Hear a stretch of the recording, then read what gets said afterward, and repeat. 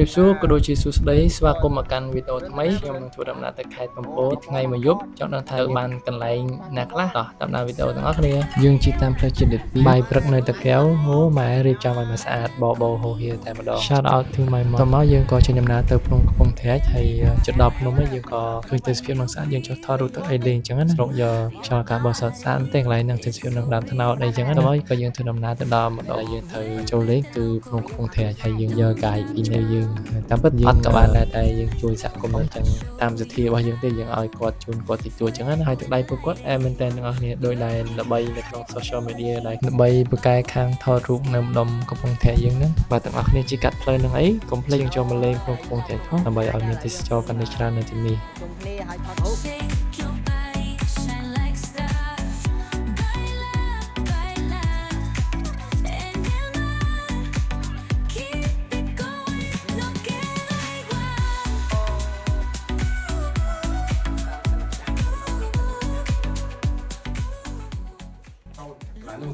ចោលហាត់រី24ម៉ោងនេះតាមការបញ្ជាក់របស់កាយយើងនេះ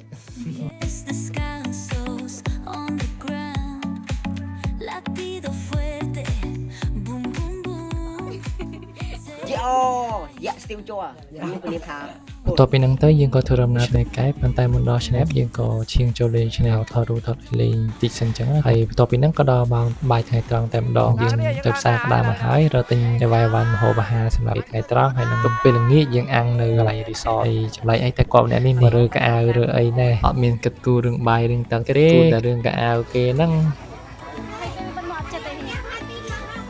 តើណាយើងដល់ឆ្នេរកែបហើយអូខេតោះញ៉ាំបាយបាយថ្ងៃត្រង់សម្រាប់បន្តិចហើយយើងបន្តដំណើរមកខេត្តកោះតែម្ដងមកដល់កន្លែងសម្រាប់របស់យើងនៅក្នុងបាលីវិឡាកំប្លែងគេស្អាតទស្សនាជាមួយគ្នាចូលទៅបាលី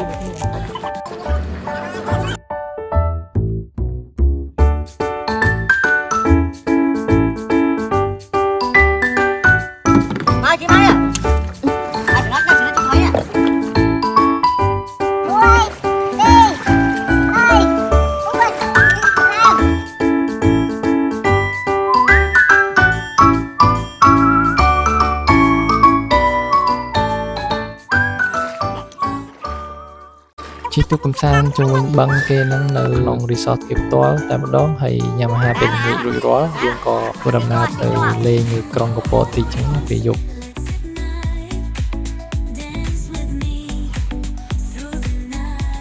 អត់ណាហើយ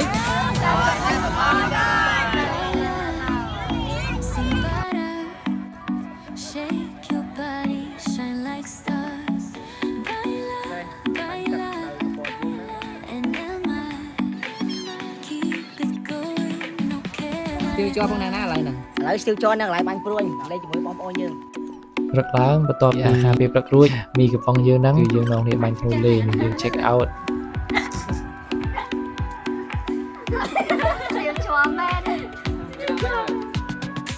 អូអានេះស្វ័យ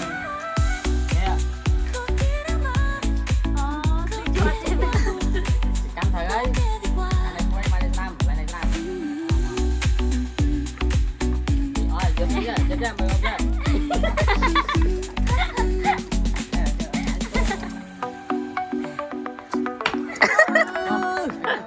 មើលយក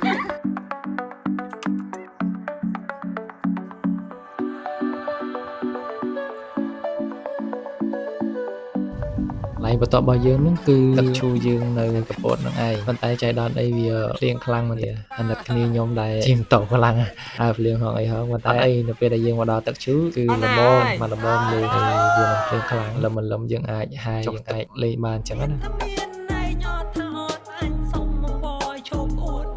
ចប់ពីទឹកឈូទៅយើងក៏អត់ភ្លេចដែរគឺនំបញ្ចុកខ្ទឹមហិចហ្នឹងឯងនំបញ្ចុកខ្ទឹមហិចដែរល្បីនៅកពតហ្នឹង agenda យើងនៅមួយកន្លែងទៀត La Plantation វារៀងឆ្ងាយពីទីតាំងយើងបន្តិចដែរពីកន្លែងដែលយើងញ៉ាំចុកខ្ទឹមហិចតែមិនថ្មីទេគឺយើងរើតែបំពេញតាម agenda របស់យើងទាំងអស់កន្លែងនេះស្អាតសម្រាប់ខ្ញុំឲ្យ10លើ10តែម្ដងទាំងទេសភាពនិងការរៀបចំតុបតែងរបស់គេវានៅក្បែរជើងភ្នំទៀតទាំងអស់គ្នាហើយសម្រាប់អ្នកដែលស្រឡាញ់ការថតរូបគឺមកកន្លែងនេះត្រូវតែម្ដងកាហ្វេមួយនេះអាចថាលាក់ខ្លួនក៏បានតែមិនលាក់ខ្លួនទេផ្លូវស្រួលធ្វើដំណើរដែរទេទាំងឡានទាំងម៉ូតូគឺអាចមកដល់ទីនេះដោយស្រួលដល់ណាហើយ